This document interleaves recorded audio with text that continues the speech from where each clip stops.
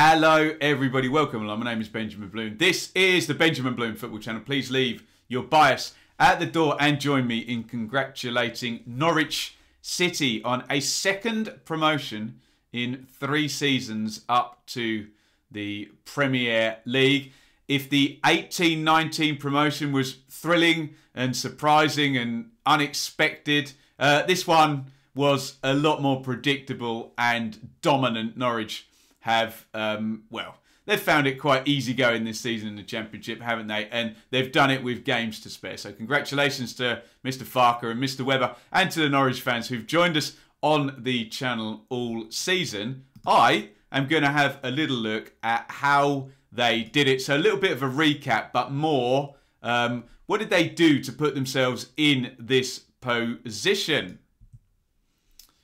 When we start looking at this, we've really got to think about the sacrifice. And that is the sacrifice made last season in the Premier League by Norwich. So, they're in the Championship under sporting director Stuart Webber. And everything kind of clicks. Somewhat out of nowhere. They jump from, I think it's 14th to 1st in one season. All the transfers work out. Brilliant work. And all of a sudden, they're way ahead of their schedule that Stuart Webber had laid out. They're in the Premier League already. And it's a bit of a case of, well, okay, the stabilising things that were supposed to happen in terms of the slightly precarious finances before that, well, they needed to be sorted out. But they're all of a sudden all sorted out already by this promotion. And Stuart Webber, literally from the moment Norwich were up, took the view that the long-term picture was the one he was going to focus on. Yes, we understand staying in the Premier League and every year you're in there, 100 million quid TV money. You're in that elite of English, frankly, of world football once you are getting that amount of money coming in. But it wasn't that straightforward for Norwich. And the view was taken that they would be a more viable Premier League proposition right now than they were then, as in clear the decks, come back stronger, obviously have a go at the Premier League. If you stay up, fine. But it was a very low spend from Norwich. There's some quotes from Stuart Webber at the top there. We should be favourites to go down because we'll have the lowest budget and we'll have the lowest transfer funds available. It'll be low, probably one of the lowest ever spent in the competition. I don't want to put a figure on it, but it'll be low. Did he use the word low enough times on that? But yeah, the recruitment and the spending was essentially new contracts for the young players, ring fencing those assets. I think the training ground was paid off and a bond was paid off. And we can look, there are the financial results there for the year end of 18-19. After the inclusion of player bonuses and payments to other clubs, following promotion to the Premier League, operating losses for the period are listed at £38 million. Now, obviously, that needs to be done, that type of loss, outside of Championship jurisdiction and FFP. So it was essentially a clearing of the decks for Norwich. Bank the money, go with what you've got, and if you stay up, great. But obviously, the more long-term view was, well, with relegation, with some pennies saved, with the advantage of the parachute money as well, Norwich could really be in a position to be strong favourites to go back up. And then, now, where we are right now, have a bit of a better go at it. That's what happened. Norwich, very poor record in the Premier League. Only 5 wins, 21 points from 38 games. So barely, or just over 0.5 points per game. And that was the sacrifice that Norwich chose to make. Now, having made that sacrifice, it was very important that they managed to keep a sense of stability, keep chaos away from the club. And as we've said many times on the channel, competent, unchaotic, stable club in control, relegated from the Premier League, with the advantage that the parachute payments can give you on top of that, with some good practice, should be able to do well in the Championship. Obviously, many teams that come down relegated from the Premier League are not stable, and they are chaotic, and they are in a bad financial position. Norwich were not in that camp. They were able to keep their manager, and as we look at the recruitment, they were very clever with what they did here this past summer. So here is the recruitment. Now, let's look at the two outs there. Ben Godfrey, Jamal Lewis. Please no one get emotional about transfer fees. That's what Transfermarkt are reporting. Sort of 25 million and 15 million quid. If you think different, send your evidence in a strongly worded email to Transfermarkt. I don't care. What's important is the numbers in terms of cash that Norwich got in were high. If we think around 40 million. And the players that they sold were probably the ones they wanted to sell. I've been saying for ages before Norwich were confirmed relegation, if they go down, and I was thinking about 5 names: Webber, Farker, Pukki, Buendia and Aarons. My sentiment the whole time was if they kept any 3 of those 5 people, they would be promoted. They kept all 5 of them. And because of the sacrifices we've spoken about, presumably they did get offers for Cantwell and Buendia, Aarons, Pukki, etc. They didn't have to sell them, did they? And especially then once you get those offers for Godfrey and Lowe, no disrespect to those players, you know, good football players, both playing in the Premier League, young players as well. But once those deals were done, it was okay. You know, no other sales need to be made. And Buendia, Pukki, Aarons down that right-hand side was so dominant in 18-19 with Farker and Webber. It did feel like getting them out on the pitch for a championship season, by whatever means, we don't know what handshakes have been done behind the scenes, etc., would be a recipe for success. And then look at the additions they were able to make. So Hugill, championship experience, a bit of strength. You know, Norwich were criticised for defending set plays and not having that go-to if they were in a tight game to, you know, maybe stick a cross into the box. Placheta, good age, young sort of Polish winger. Dowell, again, a number 10. They'd used Stiepermann last time in the championship, and Dowell, particularly with Wigan, had been an excellent championship number 10. Good age again, bit more physicality. Sorensen, a youngster in Janulis, sensible, loan with obligation to purchase, the sort of thing we saw Leeds do with Helder Costa, didn't we, and Jack Harrison, and Fulham doing with Knockaert and Cavaliero, etc. So all sensible deals. Mumba, a youngster there. If we go down then, Quintilla, still trying to find a left back there. And then Gibson and Skip. Gibson, definite championship quality. Didn't really get much of a go at Burnley in the Premier League, but again, loan with an obligation to purchase. Clever deal. And then Skip, you're maybe a player that you wouldn't be able to buy, but you can get on loan in the championship. Type of Mason Mount or Tammy Abraham type deal. A player of real good quality, and he's proven to be an excellent signing. So the recruitment in the summer, Norwich absolutely nailed. There's no doubt about that. And if we make a comparison with Bournemouth, who didn't come down in as stable or, you know, and it was a bit more chaotic, they had to immediately, Ake out, Ramsdale out, Wilson out. That would be the equivalent of Norwich coming down and having to, right, Buendia out, Pukki out, Aarons out. And then all of a sudden, the picture looks very different. So one has to give Norwich big credit on that summer recruitment. Again, all facilitated by the sacrifices made before. They did not have to sell Buendia as soon as a reasonable offer came in. Well done. A plan well executed by Mr. Webber, I think. Deadline day tensions. This almost seems like the key point in the Norwich season. So this is post their game against Bournemouth. If you look up there, it's the 3rd game of the season. Norwich a win, a draw and a loss. And the deadline's coming up, and Daniel Farker is asked, I guess that's by Michael Bailey from The Athletic. Daniel, no Todd or Emmy today. Why?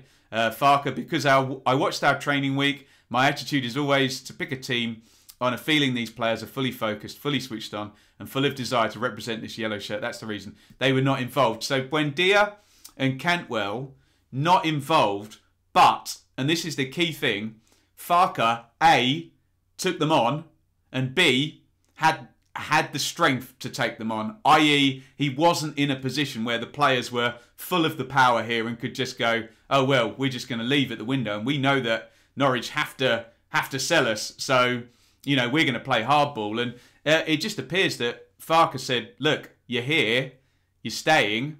If you're not training properly, you're not going to, I just won't play you. And that's not good for you. And you're on long contracts, by the way. And Norwich as a club don't need to sell you. And it felt like Farke laid down the marker there. Buendia returned in the next game against Derby. Okay, it was a defeat, but from then on, it appeared. And again, I don't know what's been agreed with Max Aarons or Emi Buendia, etc. Whether it is a handshake and, you know, stay for one more season, then you can go. Delia Smith has intimated that with Max Aarons. Maybe not so much Buendia, but I think Farke needs to take some credit there because he stood up.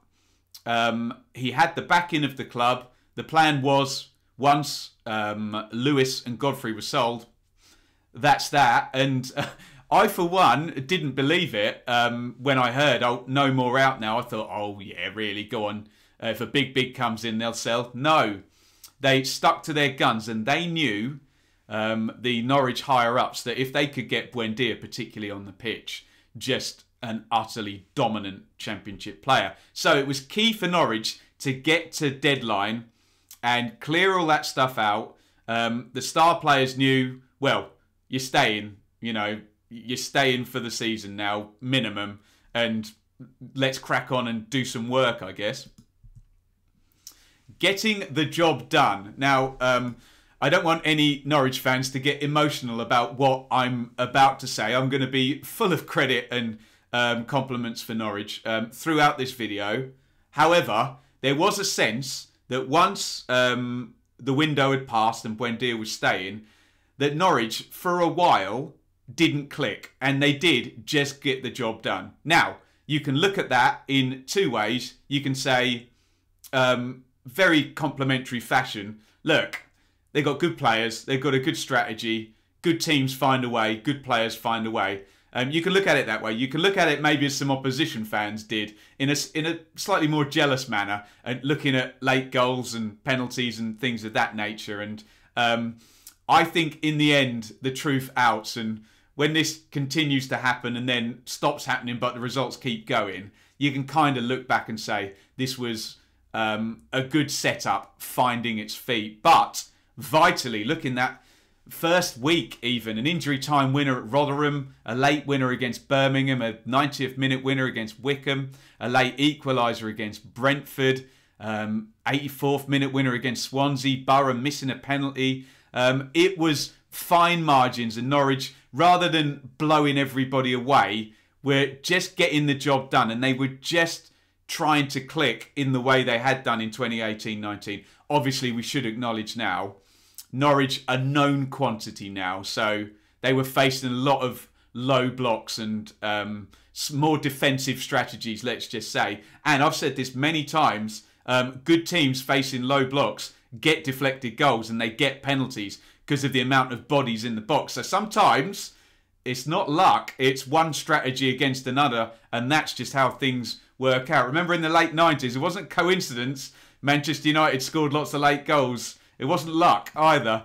Some bad injury problems there towards the end of November, and Emi Buendia suspended for a game as well. So small drop off. Again, against Sheffield Wednesday and Forest, sort of a lot of tight one-goal wins. And then I've written down there against Cardiff, most convincing performance. And it was a bit ominous for the rest of the division because I was kind of going back and forth with my Norwich supporting friends and subscribers on the channel saying, I'm not seeing it yet. They haven't clicked. I know Norwich can be better than they are at the moment under Farke. And then it was a bit ominous that they sort of seemed to click in that game against Cardiff where they won 2-0. And they were already right at the top of the league. So it was, okay, where do you go from here? And the truth was fairly obvious. Just at the end of Christmas, defeat at Watford. Everyone's been losing at Watford, haven't they? They've got a great home record. And a draw against QPR. And that takes you up to year end. And I think we know what's going to happen next. And here comes the streak. And the streak is probably only stopped by Emi Buendia being suspended. He got a red card against Borough. If you look, there's 3 wins prior to that, and then a very obvious drop-off of, you know, spot the games when Buendia wasn't on the pitch. To be fair, he wasn't on the pitch for the last one against Forest, was he?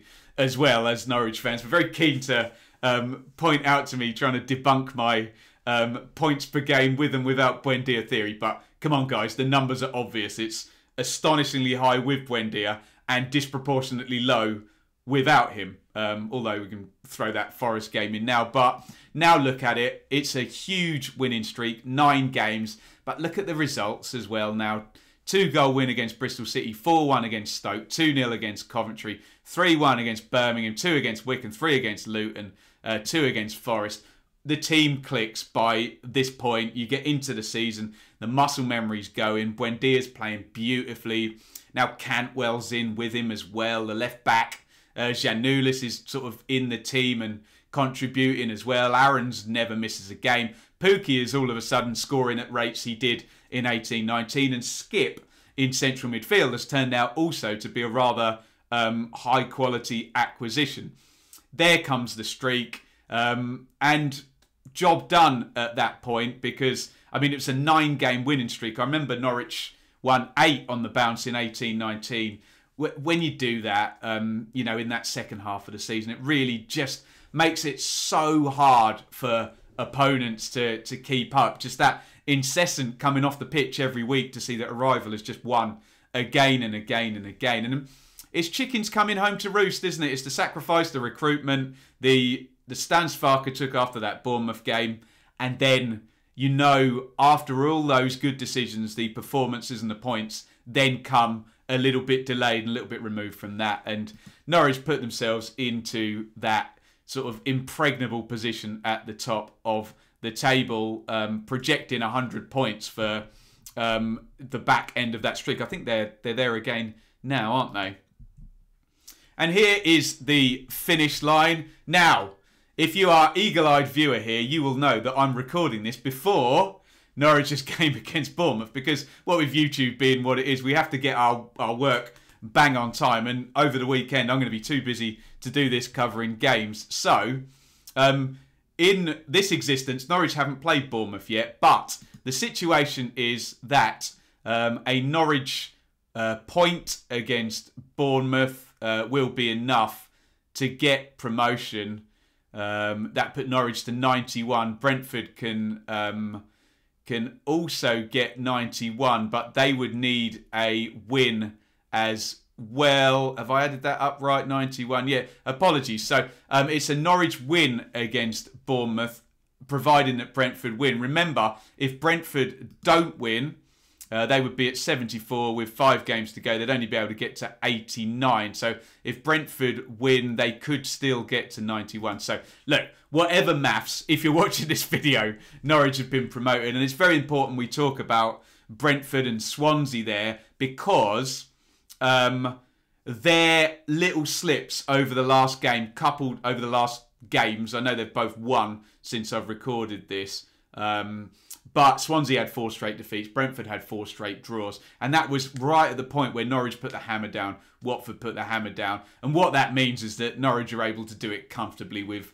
games to spare. So that's how Norwich got over the finish line. And here is my summary of how they did it in some bullet points. So first and important thing, save Premier League cash.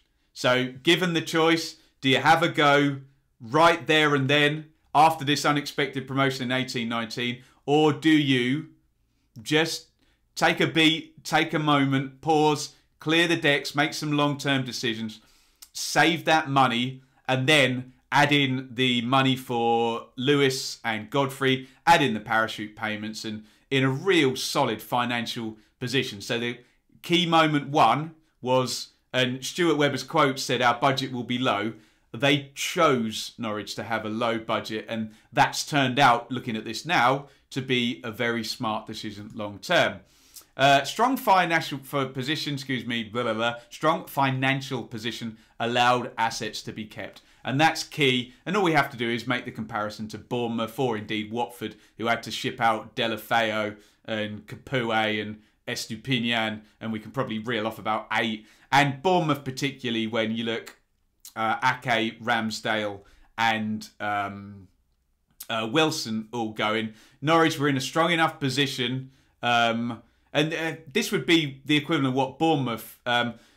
if Bournemouth were Norwich, Bournemouth would have just shipped out, I don't know, David Brooks and Jeff Lerma, but then they'd have had Callum Wilson. They'd have had the goalkeeper as well and the key set. Do you know what I mean? They were able to keep their key players, Norwich, and they did the recruitment very well, which is the next point.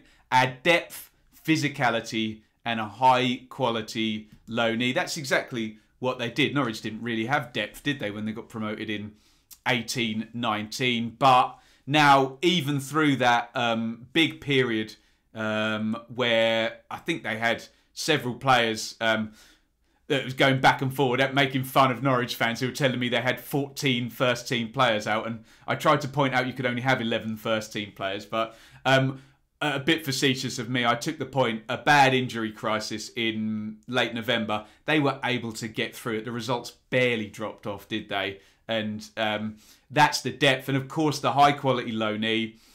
Clubs that don't have these players call them cheat codes. We're talking about Skip, aren't we? Abraham at Villa and Mount at Derby, etc.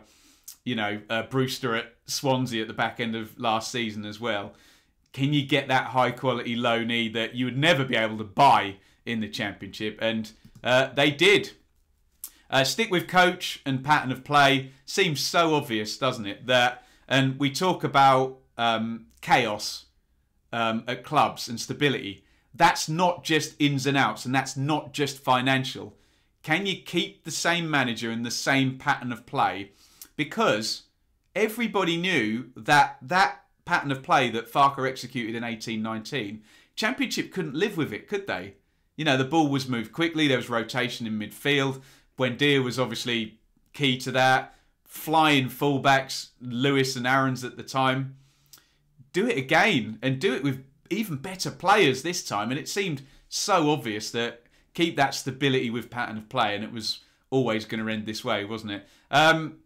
Get Buendia, Pukki and Aarons over 35 appearances. It sounds straightforward, but look at the output of those players. They never get injured as well. And there was always a sense that maybe Norwich could have coped with it better this season, but in the 18-19 season, those three were so consistent, just constantly played and constantly delivered, didn't they? And look again this season. I don't know what the appearance numbers will end up being by the end of the season, but I suspect if you add up 3 times 46 games over those players as, well, what is it, nearly 250, isn't it? I suspect we'll be over 200 in terms of combined appearances from, sorry, I've done that by 4, haven't I? Sorry, 150.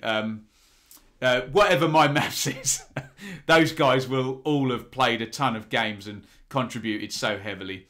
And then just down the bottom there, exert dominance. And easier said than done, isn't it? I remember chatting with Chris Gorham on the channel, the Norwich BBC commentator as well. And he said, well, Ben, it's not that simple, is it? It's like saying Lewis Hamilton has the best car and he should win. And of course it's not that simple, but you're only in a position to exert dominance if you're set up to succeed. And with all of those things, the sacrifice, the good recruitment, Farke standing up in the Bournemouth press conference to the big players, stick with the pattern of play, chickens come home to roost. You can even see the point in the season where everything clicks and, you know, Norwich were just a level above everybody else. That is exerting dominance. Get your house in order. Set yourself up to succeed, and that is what Norwich did very, very well this season. And Mike, congratulations once again. We have many supporters of Norwich that watch the channel. Great interaction. Lots of subscribed on Patreon as well. So a quick plug. Don't go anywhere. What next? Join me for Dearly Departed next season. Obviously, if you look at that picture, you can see a Leeds badge, a West Brom badge, a Blades badge, a Villa badge, and a Fulham badge. So I will still be covering Norwich next season on the channel in the dearly departed shows. They will join Leeds and Villa. And probably we might have a triple relegation with the dearly departed unless Big Sam or Scott Parker can pull something miraculous out of the hat in the remaining weeks, coupled with a Steve Bruce and Newcastle or Sean Dyche collapse somewhere. But we'll still be covering Norwich on the channel. They will become one of the dearly departed. So make sure you're still subscribed, or hit the subscribe button if you haven't already. And we will be talking about Norwich next season, where there will be no, from Stuart Webber, this will be the lowest budget ever. There will be none of that. It's stand up and be counted now, because when you've played the long game like Webber has, and you've made the sacrifice, and the Norwich supporters have sat through a poor relegation and then another year in the Championship coming back up, I suspect they're going to want a bit of action in terms of Mr. Daniel Farke being given some players that he probably deserves now after double promotion from the Championship. Who knows what's been agreed with Aarons and Buendia? We don't know, do we? Whether there was a handshake and whether Delia Smith is telling the truth that Aarons is destined to go, whatever, and we'll see what sort of offers come in for Buendia and whether Norwich are in a position to keep him. All of that said, and I'm not talking about throwing good money after bad, and I'm also not saying that merely spending money is equivalent to success, but I suspect the Norwich transfer market, as it stands now, transfer market, transfer record, will be broken a couple of times before a Premier League ball is kicked next season. Put it that way. And I think Mr. Farke deserves those players. And Mr. Webber, who goes into the last year of his contract, is probably going to want to prove to other potential suitors for his signature that he is very good at running a Premier League club in a viable way. He's over the top proved himself in the Championship, hasn't he? But I think potential employers of his are going to want to see, right, you bring in the top players to a club with expectation now at the top level. So going to be very, very interesting. Good luck to Norwich and you Norwich fans watching. Going to be an interesting summer now. Can they convert this long-term plan into becoming a viable Premier League club that's, you know, able to stay up for 5 seasons, bank a lot of money, maybe build up the stadium a bit more, maybe, you know, rise up those rankings in the sort of top level hierarchy, and like a lot of my Norwich friends say, maybe attract that wealthy owner that can really push home some kind of advantage. Self-funded, we've heard it a few times, not really relevant in the Championship with FFP and parachutes being what they are. In the Premier League, yes, quote, self-funded is quite the hindrance, isn't it? So, yeah, good luck. Good luck to Norwich. And great interaction, like I've said, this season with the Norwich fans.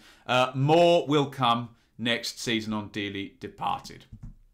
That was Norwich promoted, how they did it. Thank you, everybody, for watching. Congratulations again. One more time, get your thoughts in the comments on, you know, what I've laid out as what the strategy, it seems quite obvious, doesn't it, was. And what you think the strategy is going forward for Norwich, who are going to have another crack at the Premier League next season. Thank you for watching. Congratulations one more time. And it is over and out from me. Thank you so much for watching. If you enjoyed this video, please hit the like button to see more videos from this channel. Hit the subscribe button and to be notified every time we upload. Ring the bell for those notifications to come through on your device. If you really want to support the channel and me as a content creator, I will be eternally grateful if you head over to the merch store and grab something, or support over on Patreon, patreon.com/Benjamin Bloom. Thank you for your time. Go and watch another video.